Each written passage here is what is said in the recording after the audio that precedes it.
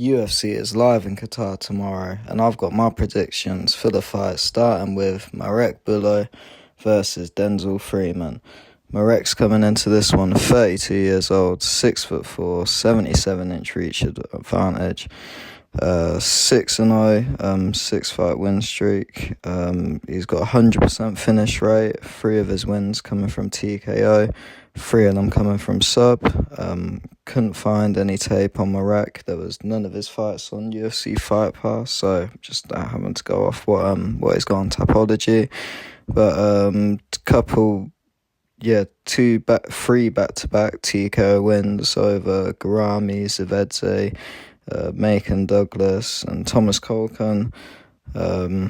Like I say, I couldn't see any of his fights on there. So, but 6-0. Don't know much about his competition, but 100% finish rate, looks half decent. He's going to be fighting against Denzel Freeman. Denzel Freeman's coming into this one 34 years old, 6'1", 77-inch reach as well. His record 6 wins, 1 loss.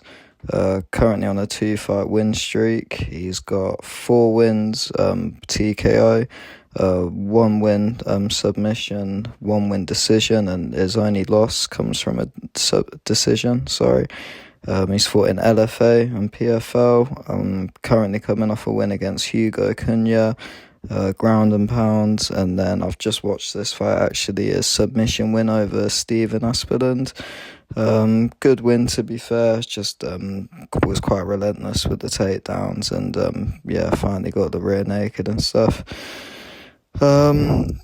Says he's got 2 losses, actually. Oh no, that's a grappling match, sorry. But yeah, before that, them 2 TKO wins, he lost a decision in the PFL to Isaiah Pinson.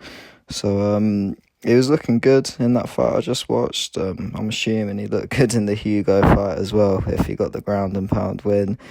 I don't know much about these 2 fighters, but just going off what I watched in the Aspeland fight, I'm going to go with Denzel Freeman to get the win over Marek Bullo. The second fight of the night is Nuru Aliyev versus Shamrock. Aliyev's coming into this one 24 years old, 5'10", 72-inch reach, 10-0 with 2 amateur wins as well. 2 of them wins coming from TKO, 8 wins coming from decision. He's got 2 wins in the UFC.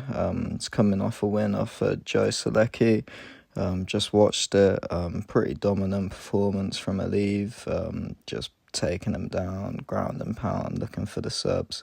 Didn't manage to find it, but got the decision win. Before that, Rafael Alves in another decision win. And then before that, he's got his Contender Series win against Josh Wick to get into the UFC. 10-0, so do you know what I mean? Can't fault that record. Looked really good in that in that Joe Solecki fight. Shamrock, on the other hand, this will be Shamrock's debut in the UFC. He's coming into this one 12 1-on-1. He's 32 years old, 5'11", 73-inch reach. He's currently riding a 6-fight win streak. Really good win streak. 2 of his wins coming from TKO, 1 loss from TKO. That's his only loss is from TKO. 9 of his wins are from sub, like predominantly most of his wins come from sub, and he's got 1 decision win as well. He's currently coming off a win off a Tila Kamaz. Not sure if that's how you say that, but split decision win. Before that, a win over Jarosov Porkany. Couple wins, submission win over Stefano and Jan. Trying to see the fight that I watched this. Yeah, that's it. I watched this fight over Mike Thompson back in 2022. Let me get my other phone up here. I've got my notes on it. He got an early takedown in that fight. Jumps his back quite early, looking for the rear naked. Thompson ends up sort of standing up, but Shamrock's just backpacking him, throwing punches on his back. Still looking for the rear naked. He's still on his back halfway through round 2. But he ends up getting the rear naked with 2 minutes to go. And I thought it was a really dominant win from Shamrock. I couldn't find any more of his fights on Fight Pass, so I'm having to go for that. But obviously training with Paddy the Baddy as well, with Luke Riley, who's also on this card a bit later on. I'm pretty high on Shamrock, to be fair. I know Ali's really good. He's got really good records. I think he's probably going to be the favourite to win this fight, if I had to guess. But no, I've got a feeling that Shamrock's going to pull this out of the bag. He's worked too hard for this. I really like his story as well. So for the second fight, I'm going to go for Shamrock to get a submission over Nurido Aliyev. The third fight of the night is Ismail Nuradiyov versus Ryan Loder. Ryan Loder's coming into this one 7-2, 34 years old, 6'2", 76-inch reach. He's currently coming off of a loss, that loss being from Asmat Bekhiov.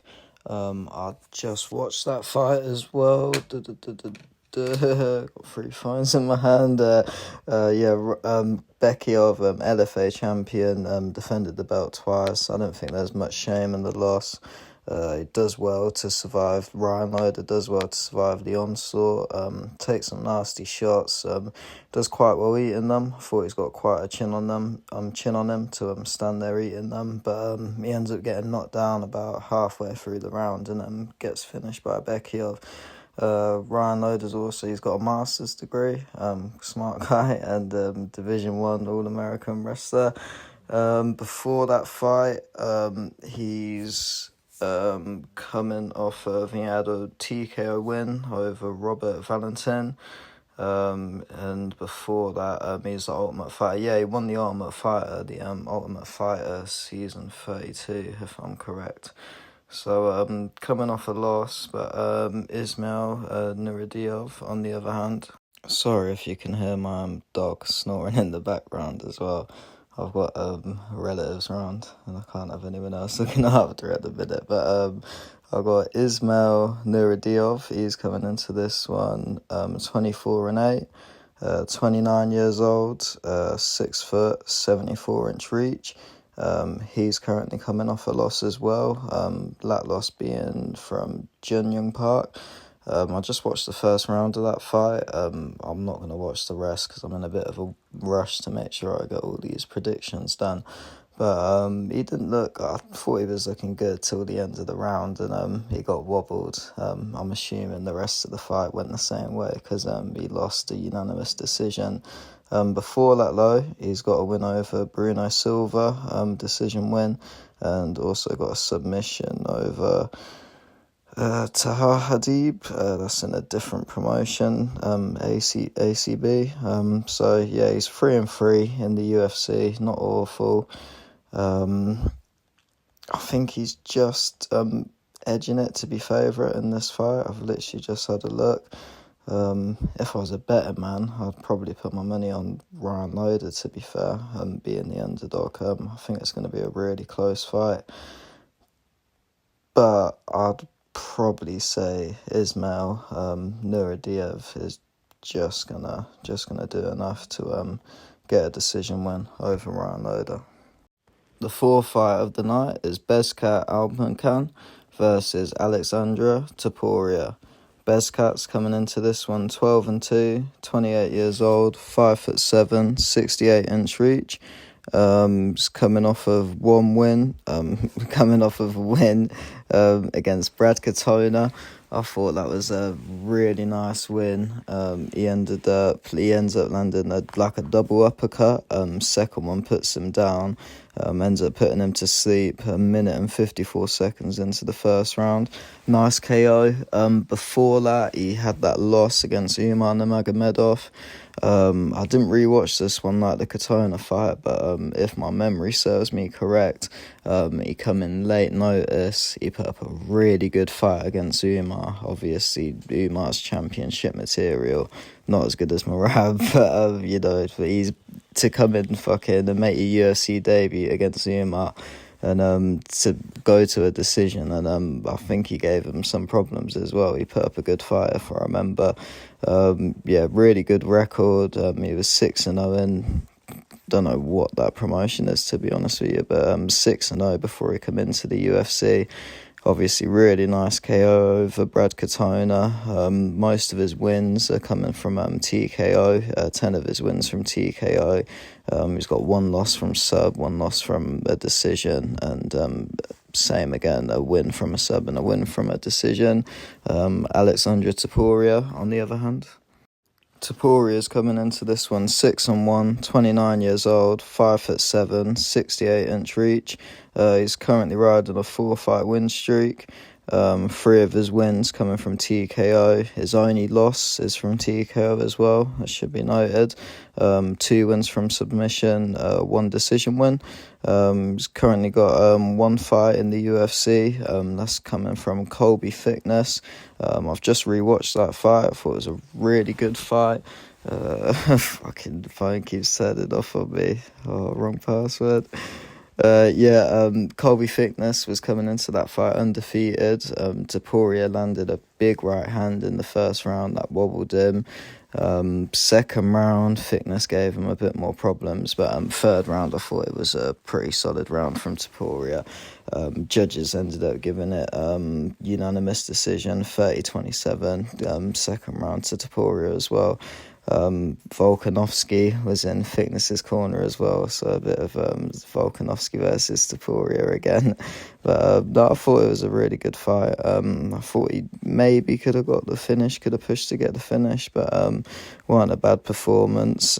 Before that, his other fight was 2 years before that fight against Johan Sagas in another promotion I'm not too sure about.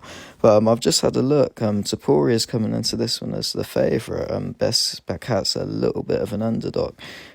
Same thing with the Ryan Loader fight. If I was a betting man, I think I'd be edging towards Bezcat just for value for money sort of thing. But I think this should be a really fun fight. This fight being the 4th fight on the card sort of shows you there's some sneaky good fights on this card. There's always these fight nights which turning out to be really good. So hopefully this is going to be one of them. But I think Bezcat might just edge it as well, just because the level that I've seen Topuria fight versus the level that I've seen Bezcat fight. I think Bezcat might just do enough. Yeah, so I'm gonna go Bezcat to I think he might get a sneaky knockout over Topuria, or end up getting a decision win over him. The 5th fight of the night is Abdul Rakhmanyakiev versus Rafael Sequeira. Abdul's coming into this one 7-0, undefeated, 24 years old, 6'2", 78-inch reach, fighting out of Chechnya. Yeah, I already know I'm not picking against him, but 3 of his wins coming from TKO, 3 of them from submission, 1 decision win.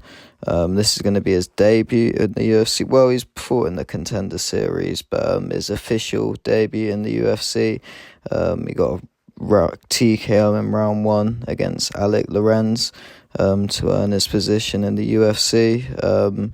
30 seconds into that fight. I couldn't even find his Contender Series fight on the Fight Pass, but I could just be being stupid. He's got a pretty hard name, so I could have just been butchering his name trying to get it in. Rafael Sequeira, on the other hand.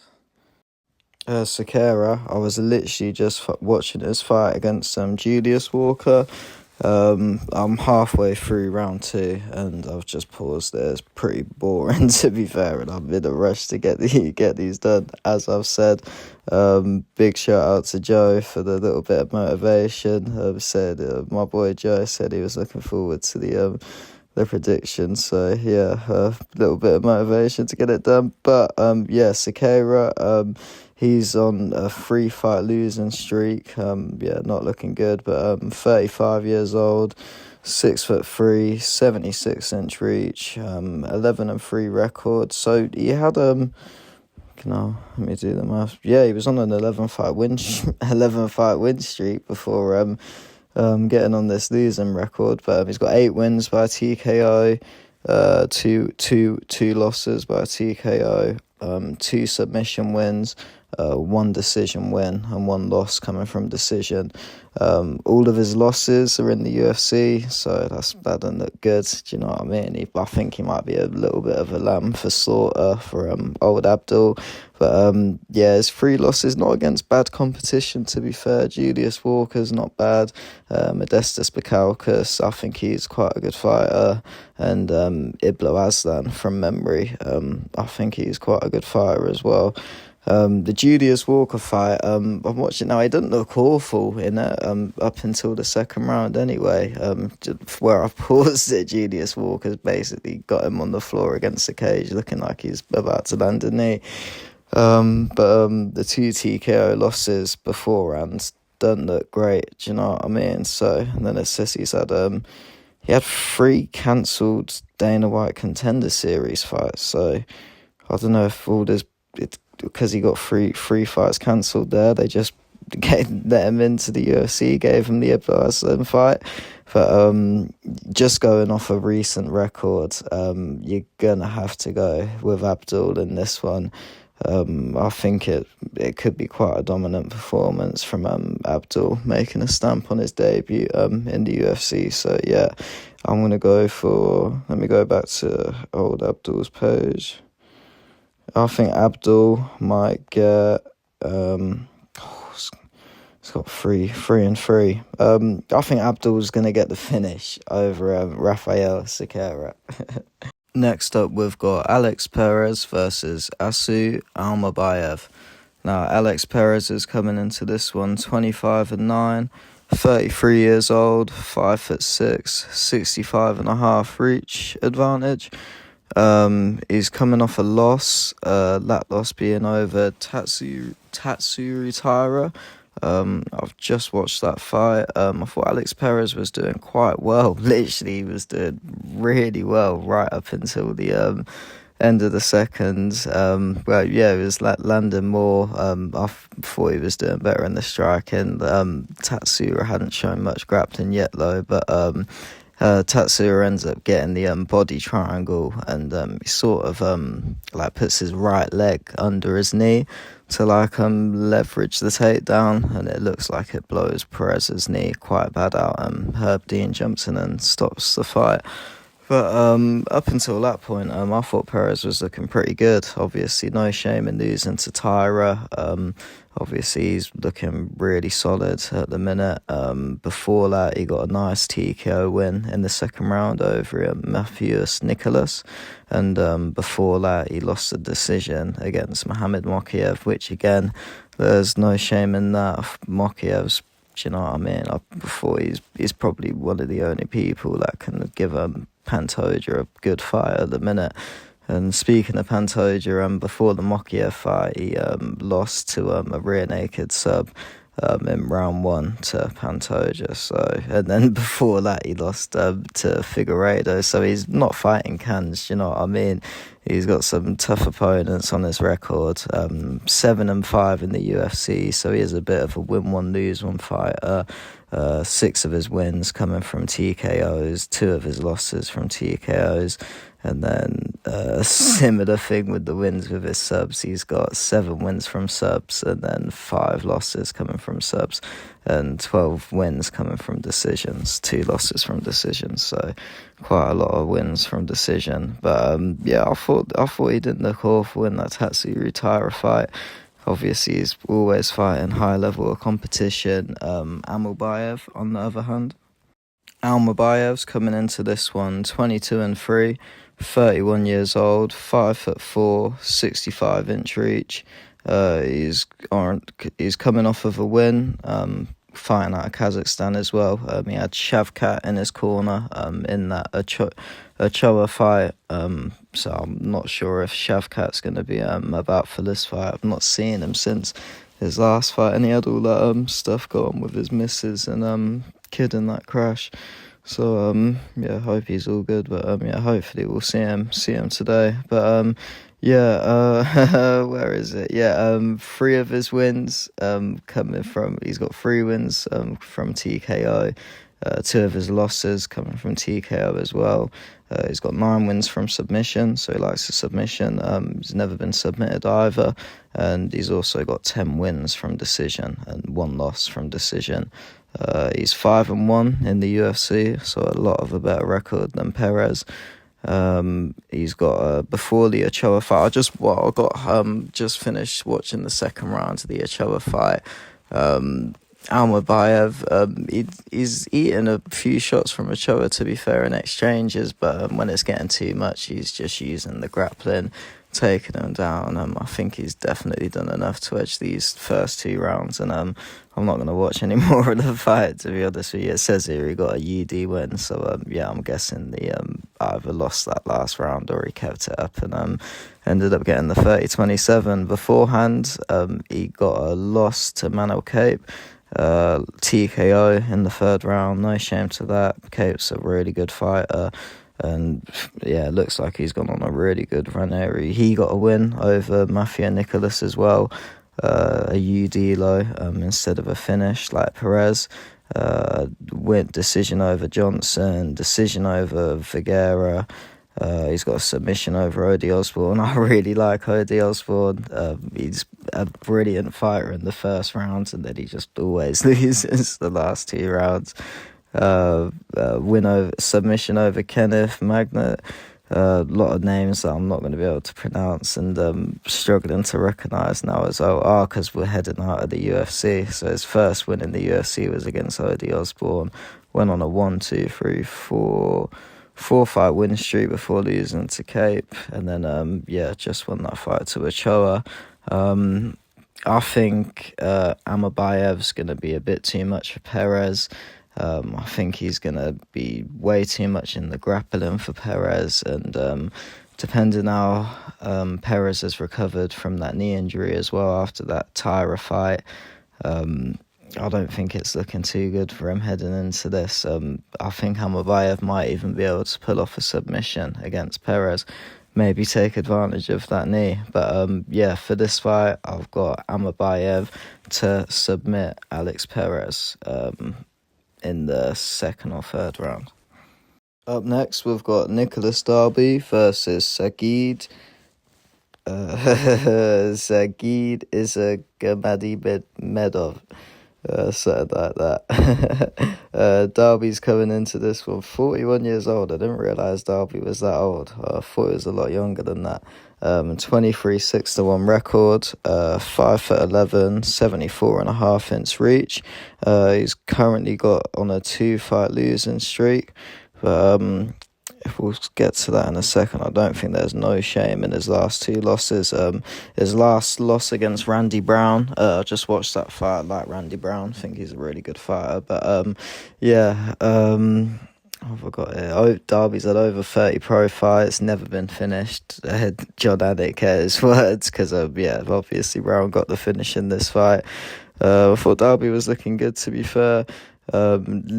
To the end of the first round, he actually ends up knocking Brown down, even though he's got like a broken nose. Like, he's still pressuring him. Like, second round, same thing, comes out, still trying to pressure him, even though his nose is absolutely shattered to bits.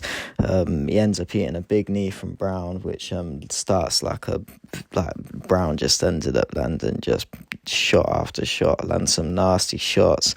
Ends up hitting him with, I think it's a right hook, and just sends Dalby to the shadow realm.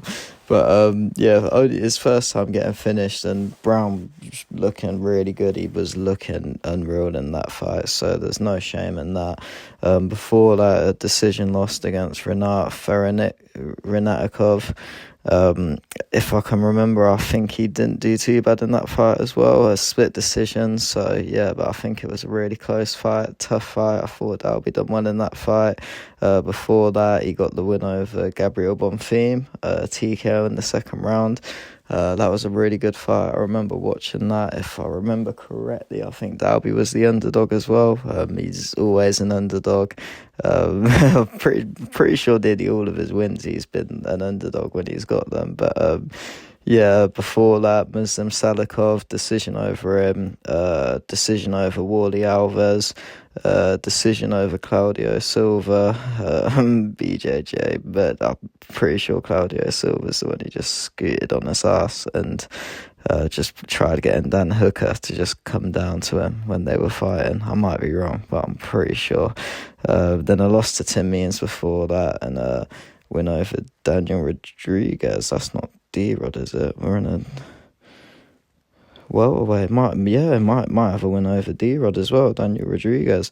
But 7 of his wins, TKO, 4 wins by sub, and 12 decision wins. Yeah, I love watching Darby fight. I think he's a really good fighter. Who the hell is he fighting against? Sagid Isagomedov, on the other hand. Sagid Isagamayev is coming into this one 22-2, 31 years old, 6 foot, 74-inch reach. He's currently riding a 5-fight win streak, so not bad. That's really good, to be fair. Says here he's got fought in a couple promotions before fighting in the UFC. This is going to be his debut, so he's fought in 1. That's who he last fought at. Went 3-0 in 1. Before that, Fight Nights Global, 4-1. Before that, Guerrilla Fighting, 4-0.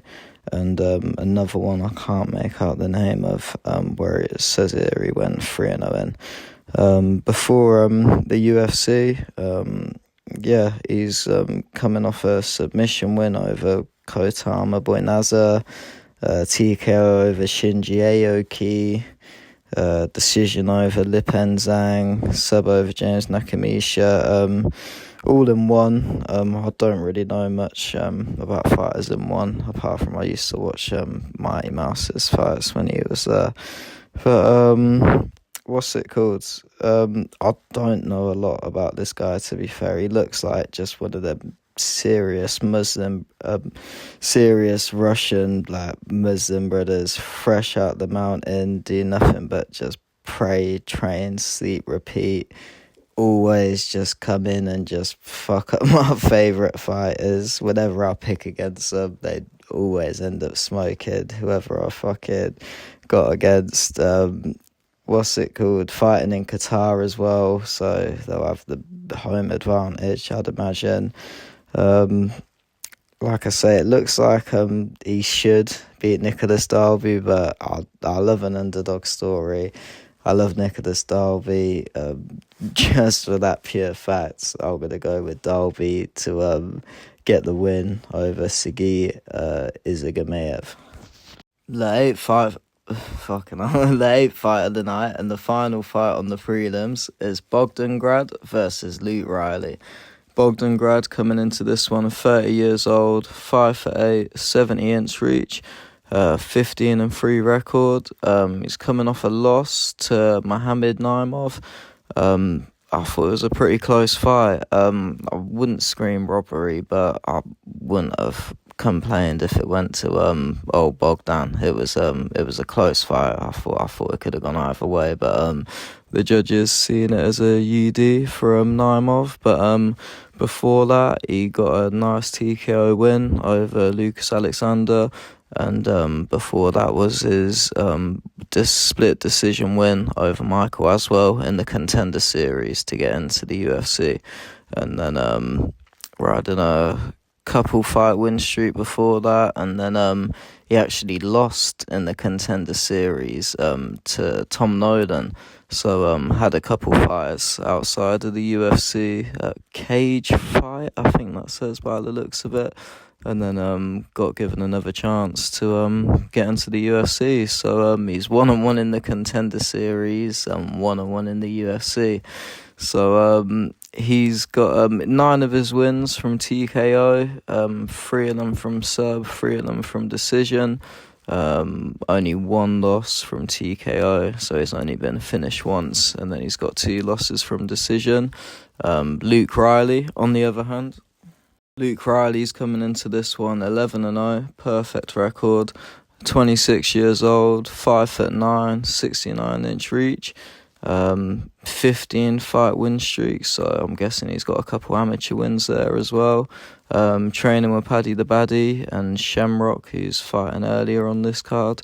8 of his wins coming from TKO, 3 wins from decision, no submissions yet. But likes to get a finish by the looks of it. I've just watched his last fight against Tariel Abasov back in Cage Warriors at the start of the year, back on March 15th. Tariel was coming into this one 9-2, so not an easy opponent. The first round was pretty much just spent the whole round defending the grappling from Abasov. He does well to get back up after a few of them, but he spends the last minute or two just on his back defending. Oh no, he gets up towards the end of the round actually with a couple seconds to go, breaks free. But yeah, I'd give that Abasov the first round. Doesn't do a lot with the grappling and the control, but Riley wasn't able to do much at all. So yeah, definitely Abasov's round. But the second round, Riley comes out, he sprawls, he defends the first takedown attempt really well. The second one, he gets took down, but he's straight back up. He's stuffing takedowns left, right and centre. Abasov fails a takedown attempt, and he literally just stands there. It's like he just goes, right, this ain't working anymore, I'll give up. And they almost both stop for a second, and then Riley just lands a couple fucking nice shots and that, couple nasty shots. Goddard steps in and stops the fight. But it was really weird, to be fair. He literally just stops, and it's like after like the 5th or 6th takedown attempt in the second round, it's like, right, these takedowns aren't working anymore.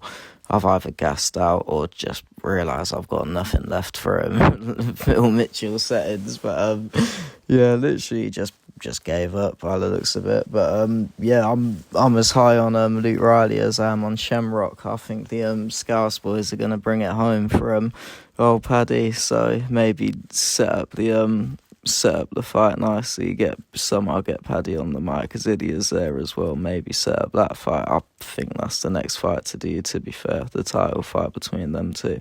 I know Paddy's only coming off a win over Chandler, but yeah, I think he deserves it over Gaethje tenfold more.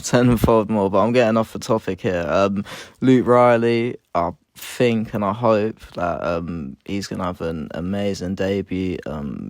He looks like it could be the next big star, only 26, so young, a lot more to see from him in the future as well. But I think Luke Riley is going to come out strong, and to finish the prelims, he's going to get a TKO or a KO over Bogdan Grad. To open up the main card, we've got Tagir Ulanbekov versus Kyoji Horiguchi. Now, Tagir's coming into this one 17-2, 34 years old, 5'7", 70-inch reach, 4-fight win streak, fighting out of Dagestan, Russia. He's got Khabib in his corner. He's got 1 win via TKO, 8 wins from submission, and 8 wins from decision. 8 wins from decision, and both of his losses are coming from decision as well. 6-1 in the UFC, 4-1 at Fight Nights Global, 3-0 in Guerrilla Fighting. His last fight was against Azat Maxim. Just started round 2 of that fight, and I'll be honest, I sort of thought, fuck this. I think by the looks of it, I'll get onto old Kyoji's pathology in a sec, but to me it looks like they've just bought him out of retirement to, I don't know, sacrifice to get Ulanbekov a nice win over in Qatar. But I don't know, it's not like he needs that anyway. He's a good fighter. So it says he had a cancelled fight with him just before he fought Azat, so maybe this has been in the works for him a little while. But before that, he got a decision win over Clayton Carpenter. One of his losses is just a grappling loss. But then he's lost against Tim Elliott in the UFC. Tim Elliott. Like a bit of old Tim Elliott. But before that, Cody Durden, rear naked choke, submission win, and a guillotine submission win over Nate Manez. Yeah, not a bad record. Yeah, not looking bad, to be fair. Onto Kyoji. Yeah, no disrespect to these when either, by the way. Just I've only just got onto the main card. I've been doing this for hours now, trying to rush it to get it done before I've got to go do all the actual real live stuff today before all the fights and that. But and it's flyweight, so you know what the flyweights are like. It could always be a scrap. But yeah, Kyoji Horiguchi, he's coming into this one, 35 years old, 5'5", 65-inch reach. 34-5. He's currently on a 5-fight win streak, so bringing out of retirement. Don't listen to me. I clearly don't know what I'm talking about. He's got 15 wins by TKO. It's because I've seen him facing off with Mighty Mouse. So, I mean, it's clearly a credibility to the longevity of his career if he's fought Mighty Mouse. I'm assuming that was a title fight as well. I'll have a look in a sec though, bear with me. But yeah, he's got 5 wins by sub, 1 loss by sub, and 14 wins by decision, 2 losses by decision. So that is a really good record to be at the height of this sport. And do you know what I mean? What's that? 34 wins, 5 losses. That's not a bad record at all. But Risen, he's got 14 wins in Risen, 1 loss. Most of his wins coming from Risen. 7-1 in the UFC. So again, that was in 2013 to 2016 though. So I guess that must have been when he fought Mighty Mouse. He's also 2-2 in Bellator. But yeah, it'll be his first fight in the UFC since he left to go to Risen. Before that, I think by the looks of it, he was a champion, mate. I think I might have even seen double champion, but don't quote me on it. He was definitely champion of Risen. 3-fight win streak against, 5-fight win streak, sorry. No contest in the middle of that though. Before that, he got lost to Patchy Mix and Sergio Pettis, so not, do you know what I mean? Not bad, they're decent levels of competition. Before that, he beat Kaya Sakura. He's also lost to Kaya Sakura, though. Kaya Sakura, again, really good, not bad competition. I think this can be a fun fight. I think, Coyote... Yeah, I think Tagir's gonna just do enough to edge a decision, but I wouldn't be surprised if Kyoji pulls it out the bag. It'll be interesting to see what he looks like back in the UFC against a top 15 opponent. But I'm gonna have to go off of what I know. I've not seen Kyoji fight either. Been a bit lazy. I've not watched any tape on him, so yeah, I'm going to have to go with Tagir Rudenbekov. I think Tagir's just going to do enough to edge the decision win over Kyoji. Up next, we've got Waldo Boy Acosta versus Shamil the Blob Gaziev. Now, Waldo's coming into this one on a couple days late notice. Shamil was actually meant to fight the polar bear Sergey Spivak. Not too sure what went on there, to be honest. But yeah, Waldo coming in late notice. He's coming in at 15-2, 34 years old, 6'4", 78-inch reach. Yeah, I remember watching him debut. I was a salsa boy, and he did his little dance after his win. No, he's a really fun fighter, Waldo. 7 of his wins coming from TKO, 1 sub, 7 decisions, and both of his losses coming from decision. 8-2 in the UFC with a win in the Contender Series, a win in Bellator, and 2 wins at LFA. His last fight against Antti Deleja, who trains with Tom Aspinall. I thought this Deleja was the next big thing after his debut in the UFC. Can't remember who he fought, but I think he slept them, and yeah, I was really excited for him. I thought he was gonna do old Salsa Boy, to be honest, but what's it called? Yeah, Salsa Boy. It was one of the weirdest fights I've ever watched live. It looked like Delayja TKO'd him in the first round, and then looks like they've stopped the fight. People were all coming in the cage and that. They replay it. It's an eye poke, so that they're arguing for a bit, and then Herb Dean comes over and says there's a timer. Nothing on the screen or anything. It looks like the fight's completely over. Now Herb Dean comes in. He says no. There's a timer on. You're fighting. You're still fighting. I thought it was very like then obviously they get back to fighting, and I think Delayja must have just had a massive adrenaline dump, and obviously Waldo come out with fire in his eyes after that eye poke, and he KOs him with an over right hand, absolutely sleeps him, follows up with a few super necessary shots before Herb D jumps in, but I thought it was very Tim Kennedy or Romero-esque, where just thinking the fight's over, massive adrenaline dump, and then it was literally game over. Waldo come out on absolute smoke, but before that KO over Delayja, he lost a decision against Sergey Pavlovich. No shame in that. Pavlovich is a really good fighter. He's got a decision win over Sergey Spivak, who was meant to fight Shamil tonight. He's got a TKO over Ryan Spann as well in the second round. Decision over Robes Despinard, the big taekwondo guy that was meant to be the next Francis Ngannou, and I think lost all his fights in the UFC. And a win over Andrei Arlovsky, win over Lucas Brzezinski, loss over Marcus Rogerov, which I don't know too much about, to be fair, but win over Chase Sherman and Jared Vanderer before that, so and his win over Danilo Souza in the Contender Series to get into the UFC. So not a bad record, and that last performance against Delayja, I thought he's looking really, really good. Coming in late notice, so we'll have to see what happens. But Shamil Gaziev, on the other hand, Shamil the Blob Gaziev coming in with not a terrible record, or not a bad record at all, 14-1. But I'm always going to remember him for losing to cardio to, Jared Rosenstrike, where he literally just gave up. But he's coming into this one at 35 years old, 6'4", 78.5 inch reach.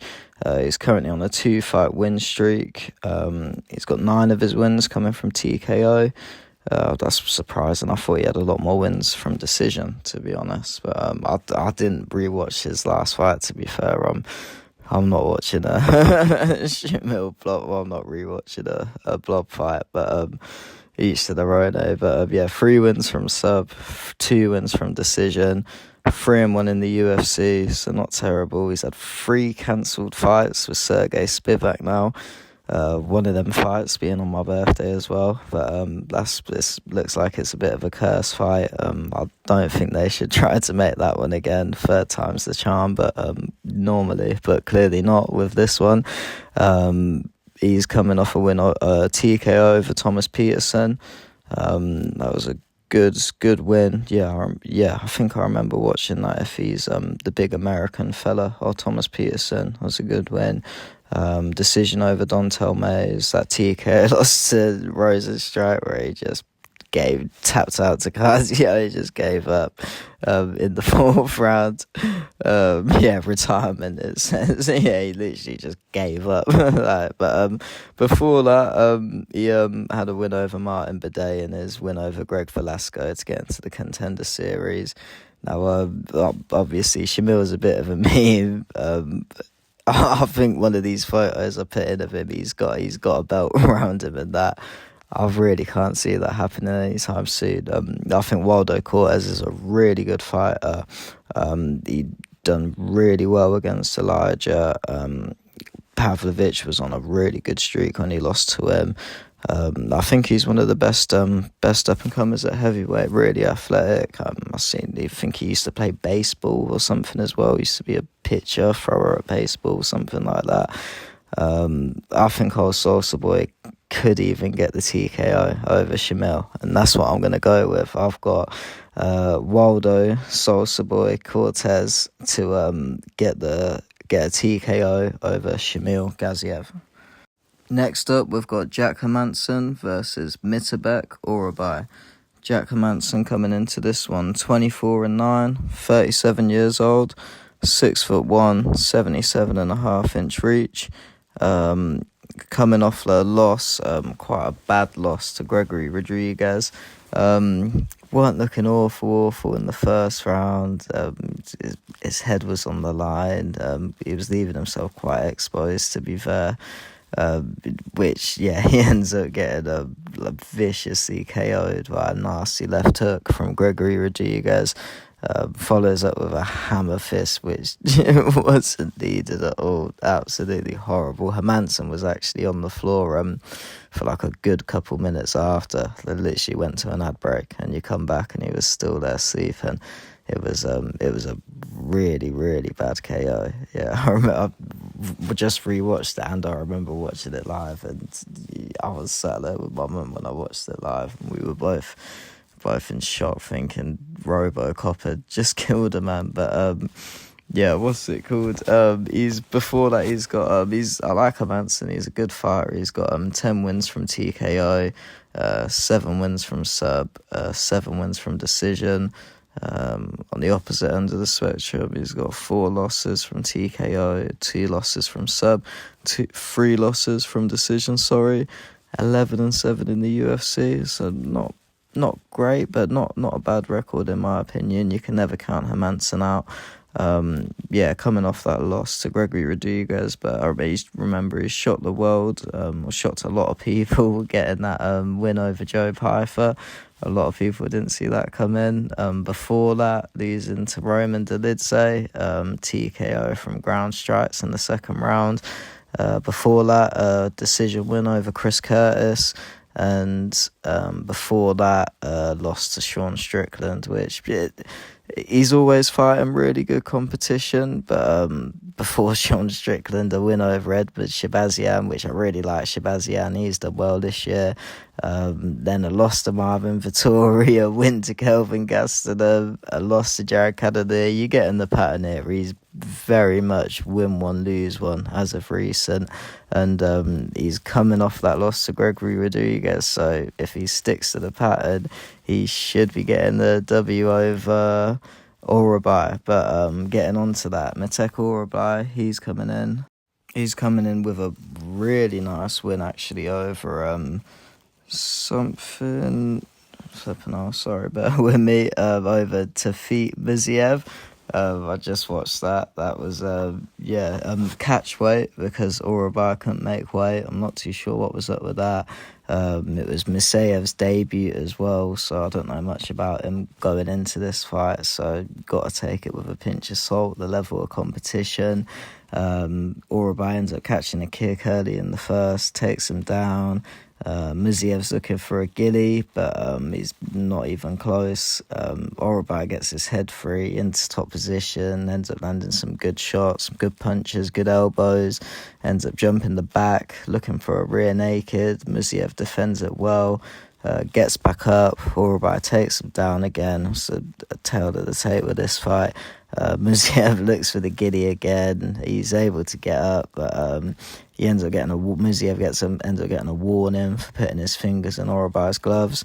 Orabai gets the takedown. This time he ends up getting the armbar, I'm pretty sure, by the looks of it.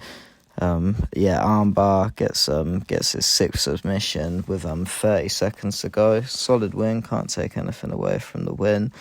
I can't remember if I'd done his details, so fuck it. He's coming in at 27, 5'10", 74-inch reach. 6 of his wins from TKO, 6 of his wins from sub, 2 of his wins from decision, and his 2 losses coming from decision as well. Never been finished. 3-1 in the UFC, so not a bad record at all. He's had that fight with Matthias Rebecki, lost a split decision. I think that could have gone either way. I think it was a really, really good fight. Really good fight. Rebecki's always having scraps. Before that, the decision over Elvis Brenner, win over Uros Medic as well. Orabai's a good fighter. I like him, but I hope Hermansson's recovered well from that knockout. It was a nasty knockout, but if he's recovered well, this is another one where I've had a look, and Hermansson's an underdog. As I could be very wrong, but to me it looks like there's quite a lot of underdogs on this card, which would be worth a bit of money if you're a better man. But like I say, don't quote me on it. But yeah, I think Hermansson, if he's 100% healthy, Hermansson on a good day, I think he's going to be able to get the win over Orabai, and I think he might even be able to get a submission win. So I'm going to go with Jack Hermansson to get a submission over Mitterbeck Orabai. Up next, we've got Volkan Oezdemir versus Alonzo Menifield. Oezdemir's coming into this 20-8, 36 years old, 6'2", 75-inch reach. He's currently coming off a loss, that loss being to Carlos Ulberg, so no shame in that. Sorry, that's my dog in the background. I thought Volkan really needed to mix in his grappling to have a chance against Ulberg. It was a good first round, bell-to-bell action. I thought Ulberg just done enough to edge the first round, though. Oezdemir was starting to wear the fight on his face as well. He wasn't throwing enough to make Ulberg bite on anything. He's struggling to keep his hands up and block Ulberg's shots as well. Ulberg was doing a really good job of coming in and out of Volkan's range. Still a close fight, but I had Ulberg getting the second round as well, edging both of them rounds. I thought Oezdemir needed to come out and get a finish in the third round. Oezdemir did come out really strong in the third round, landing some good left and right hooks, trying to make it a dogfight. He went for a takedown. Ulberg defended well low. Fair play to Oezdemir. He did throw caution to the wind. He did proper go for it, but it just wasn't enough. Goes for a takedown again. Ulberg sprawls, defends it well. Nala, for fuck's sake.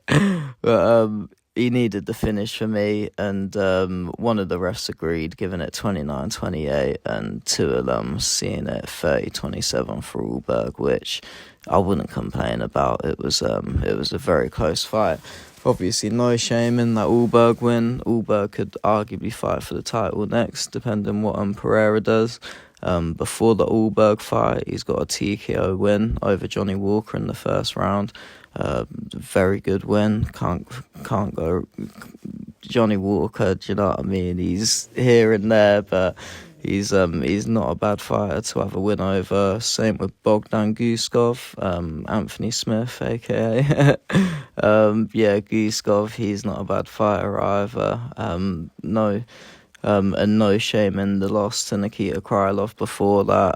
A win over Paul Craig and a loss to Magomed Ankalaev as well. So, not bad at all. 8-7 in the UFC. So, win one, lose one sort of record. But from when I first watched him, I thought he looks a bit like old Carlton from Fresh Prince of Bel-Air. But who did I watch him in his first fight? I think it might have been... who did I watch him in his first fight? Could have been against Yeri or Rakic. Do you know what I mean? Yeah, he's an entertaining fighter, old Oezdemir. But he's fighting Alonzo Menifield. Alonzo Menifield's coming into this one 17-5-1. 38 years old, 6 foot, 76-inch reach. He's currently riding a 2-fight win streak, 10-5-1 in the UFC. His last fight being against Umar Sy, looking really good in the first round, landing some good combos, lands a good 3-4 power punch combo at the end of the first round. Doing a good job moving his head, looking for the overhand right. Gets eye poked by Sy towards the end of the round. Lands a big right at the end though, wobbles him with the last 10 seconds. I thought it was solid first round from Menifield.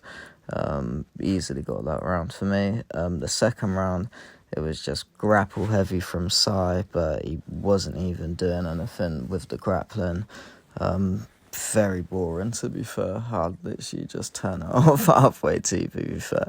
It's been a long night doing all these predictions. First night doing every prediction, not just the main card. So, yeah, I ain't got time for that. But before that, you got a win over Julius Walker. Lost to Asmat Mirzakhanov before that, lost to Carlos Ulberg, no shame in that, and then he had a good run before that with some wins over Dustin Jacoby, Jimmy Crute, Misha Sakhanov, and some other people. So Alonzo Menifield, similar thing with Ozdemir, really entertaining fighter, really like watching him fight. I think might have been against Jimmy Crute or Dustin Jacoby when I first watched him, but he's a really, really good fighter, really good fighter. I'm just thinking now, I think I've got muddled up saying something that I was meant to say about Manyfield, about Ozdemir, but fuck it, it's been a long night. So, but no, in this fight, I've got Ozdemir. I think it's either going to be a really boring fight that's going to go to a decision, or it's going to be a barn burner with someone getting knocked out in the first round. And if I've got anyone to do it, I think Ozdemir is going to get the knockout over Alonzo Manyfield. In the co-main event, we've got Bilal Muhammad versus Ian Garry. Bilal Muhammad coming into this one 24-4, 37 years old, 5'11", 72-inch reach. He's coming off that loss to JDM, Jack de la Maddalena. I talked about that quite in depth last week, so I won't go too into that. But it wasn't a good performance. Well, Bilal looked. He didn't. Well, JDM made him look awful in my opinion, but Shavkat just made light work of JDM. But not a good performance in the JDM fight. Couldn't find his momentum. Nala, shush. Sorry about that. Before the JDM fight, though, he was meant to fight Shavkat. That got cancelled, though. He had that good win over Leon Edwards. Absolutely embarrassed Leon.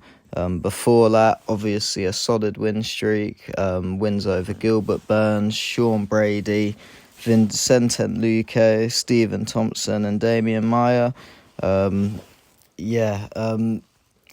He's not... I've not rewatched the JDM fight. I'd love to, but I'm running out of time getting this video done. But he's fighting Ian Garry. Alright, technical difficulties. The dog just woke up, so I had to just go let her out. But we've got Ian Garry. Ian Garry's coming into this one, 28 years old, 6'3", 74.5-inch reach. He's coming off of a nice win over Carlos Prates. I just rewatched this. When I watched it live, I was punching the air when Prates was stood over him at the end of the fight. But we'll get into that. He come into this looking very well-rounded, lots of high kicks. He's doing well feinting the takedowns, keeping Prates guessing. The high kicks, the head kicks was, I think his game plan was to tire out Prates' left arm, his power arm. He was doing a good job of making Prates come to him, not getting trapped against the fence. Prates slips at the end of the round, almost looks like a knockdown. I don't think it was though. Garry follows up with some good ground and pound, gets a nice first round from Garry, got the round for me. Second round comes out looking good again, doing a great job at hitting and not getting hit. Coming to this fight with a very good game plan in my opinion, very good fight IQ. He's doing well to nullify Prates' best weapon, his left hand. At this point, he's landed more than double the amount of significant strikes than Prates has landed, or as Prates has thrown, I think. He's landed, he lands a solid right head kick with 30 seconds to go. And doing a great job controlling the range and the tempo of the fight. Garry up 2 rounds for me. The third round, similar thing, coming out, throwing big shots. Prates is looking probably his best round so far, but Gary lands some big shots halfway through the third, lands a couple more, then gets the takedown. First person to take Carlos Prates down. He ends up with 30 seconds to go. He takes him down with 30 seconds to go. Sorry, he ends the round in the clinch, landing some nice knees. Another great round from Gary. Gary's at 3-0 in my opinion this round. I thought Prates needed to come out and get a finish. Round 4. Gary's landed three takedowns so far. Then I think he gets another one straight after this. Most takedowns he's landed in a fight, or I think he's even attempted in a fight. But obviously, like I say, come in with a good game plan against Prates. You don't want to be standing with him. You've seen what happened to Leon Edwards in that last fight last weekend, and what happened to Jeff Neal just before that. So, like I say, he's doing a good job staying busy, making Prates work, keeping up the striking range. I think the head kicks are paying dividends by now in weakening the left arm of Prates, lowering the chance of that nasty left hook. He lands a lovely 1-2 that makes Prates take a step back with a minute to go. Prates starts finding momentum low with 40 seconds to go, connecting, landing some nice punches, ends up busting Gary's nose open. The fight gets stopped before the timer ends, which is a bit suspicious with all this stuff going on now with the FBI coming in and stuff like that after the Bulgarian fight, if my memory serves me correct. Him throwing that fight, well, allegedly throwing that fight. Wait and see what happens with that. But yeah, there's a slight argument that you could give Prates that round for damage, busting his nose open, but I think realistically Gary done enough to win that round. Going into the 5th round at 4-0, 5 minutes to find the finish. I thought for Prates comes out strong, pressuring Gary. Prates lands a nice head kick which wobbles Gary. Lands a couple nice knees. He's keeping his foot on the gas, putting that pressure on Gary. Gary sort of panicked takedown and panic shooting, and Prates ends up on top with just over a minute to go. He's landed some nice ground and pound. Ends up having Gary just crawling for his life. Like, I remember watching this live, just stood over my TV, like, just throw some punches and you'll finish him. It's so frustrating to watch. Like, Prates just thinking about just getting out and having a signal. But oh yeah, I couldn't believe it. But yeah, if he was a bit more busy, I thought he easily could have got the finish on Gary. But fair play for Gary to doing enough to survive. Like I say, Prates isn't no joke. Before the Prates fight, he had that loss to Shavkat. Close fight.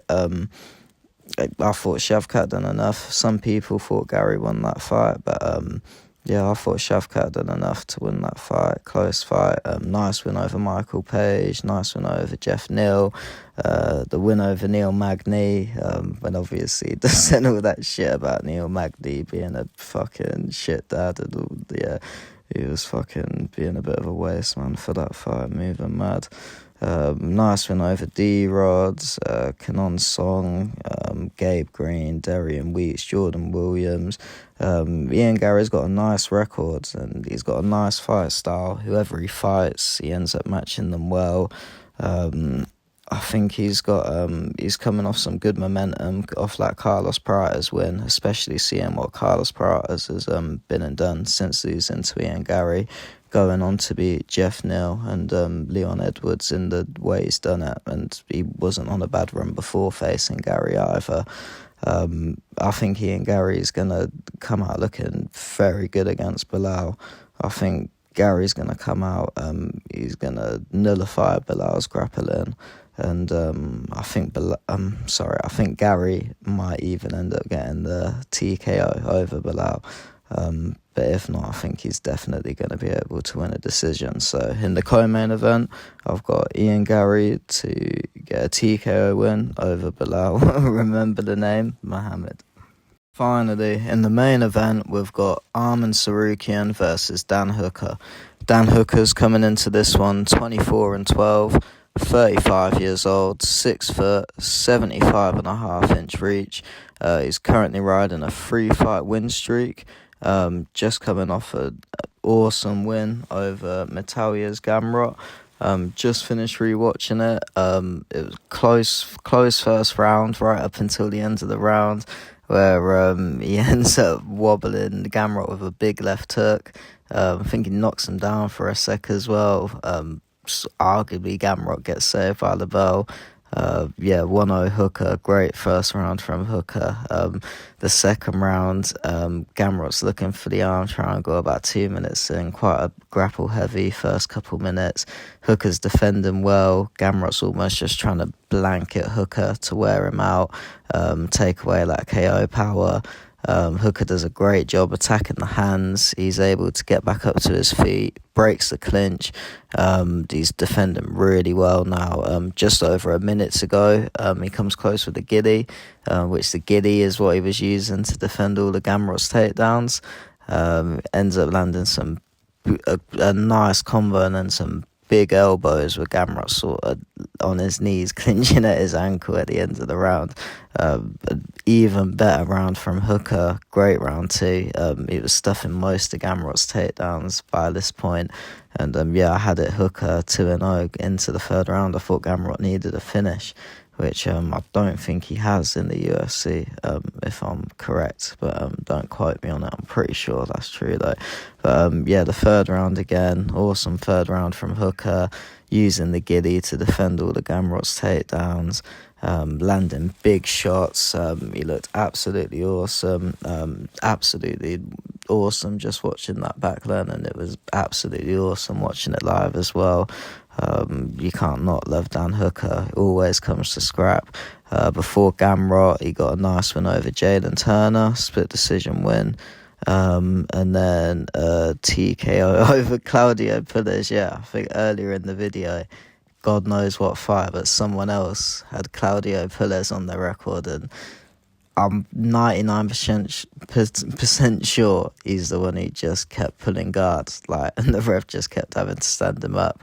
But before that, he's got a loss to Arnold Allen and Islam Makhachev, which, do you know what I mean? There's no shame in them losses. Win over Nasrat Hafsarat, and a loss over Michael Chandler, and loss over Dustin Poirier, which, again, no shame over them.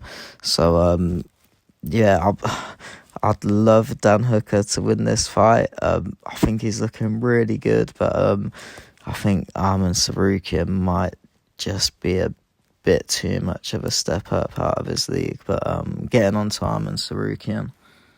Arman Tsarukyan's coming into this 22-3, 29 years old, 5'7", 72.5-inch reach. He's currently riding a 4-fight win streak. 9 of his wins coming from TKO, 5 wins from sub, 8 wins from decision, with 1 loss coming from TKO and 2 losses coming from decision. His last fight was a very long time ago. He's had 3 grappling fights, but I'm not going to talk about them since this. But his last fight was against Charles Oliveira back on April 2024. So way over a year ago now. It was a good win over Oliveira, close fight. Before that, he got a nice win over Beneil Dariush, which everyone seems to be getting a nice win over Beneil Dariush at the minute. Wickham Silva before that, Damir Ismagulov, which I thought was a good win. He was quite, I've not seen him in a while, but he was quite a tough contender at the time. That loss to Gamrot before that, which you could arguably give it to Tsarukyan. It's been a long time since I've watched it, to be fair. Win over Joel Alvarez, which if it's the Joel Alvarez I'm thinking about, the Spanish Joel Alvarez, is a good win. Win over Giargos, win over Favola. Tsarukyan's good. Obviously, it was meant to fight Islam Makhachev and pulled out literally the day or two before the fight. So I think he's been in Dana's bad books since then. If Tsarukyan comes out doing Tsarukyan stuff, I think it's going to be a long night for Hooker. But I'd love to see Dan Hooker come out and sweep Sarukian.